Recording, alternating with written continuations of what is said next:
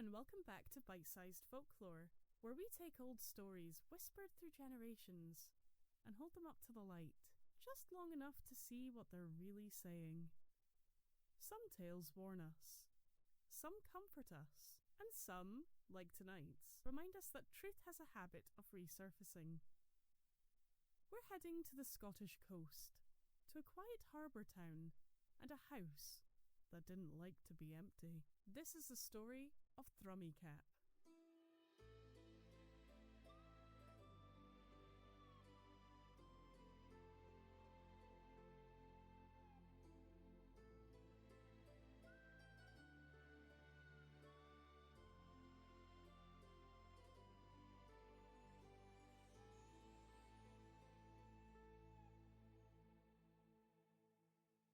In the town of Methil, there once stood a house with a bit of a reputation.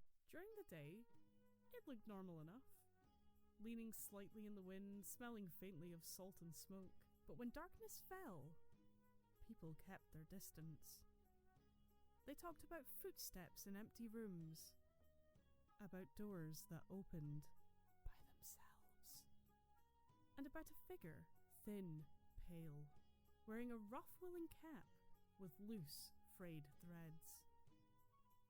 Those threads were called thrums, and the ghost became known simply as Thrummy Cap. Anyone who tried staying there overnight didn't last long.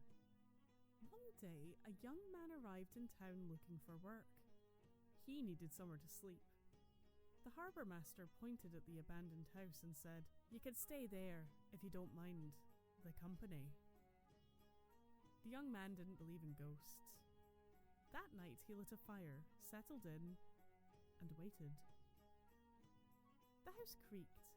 The wind sighed against the windows.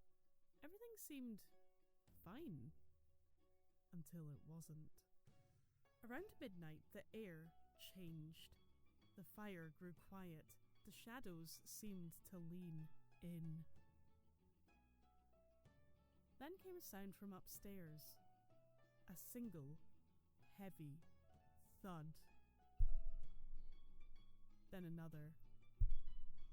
Footsteps coming down the stairs. At the bottom stood a tall, pale figure, its cap pulled low, eyes hollow. And in a distant voice it asked, "What are you doing in my house?" Most people would have run, I know I would have. But the young man, shaking with fear, asked, "Why do you haunt this place?" The ghost told him he had once lived there. He had been murdered and robbed. And instead of a burial, his body had been hidden beneath the hearthstone. His soul, he said, could not rest until the truth was brought to light. The young man lifted the stone. There were bones, and beside them a small bag of stolen coins. The young man called the police. The bones were buried with proper rites. The story of the murder finally emerged. The coins went back to their rightful owners, and that night, the young man slept in the house again.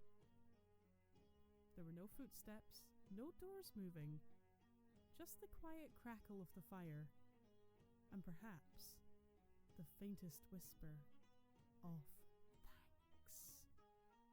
Thrummy Cap was gone. Scottish folklore often carries the same idea. Ghosts don't always linger to frighten people. Sometimes they linger because something unfinished remains. In that sense, Thrummy Cap isn't a villain. He's a reminder that secrets don't stay buried forever, and that the most persistent hauntings aren't about fear, they're about justice. Over time, the name Thrummy Cap spread in some places. It meant any wandering spirit. In others, strangely, it became slang for the devil. But at the core of the tale, he is simply a man who wanted to be found. So the next time you hear a creak in an old house, or footsteps at midnight, it might not be a threat. It might just be somebody asking to be remembered. Thank you so much for listening to Bite-Sized Folklore. If you enjoyed this story, feel free to share it. And join me next time as we explore another small shadow from the past. Until then, sleep well. And may all your hearthstones be exactly where they ought to be.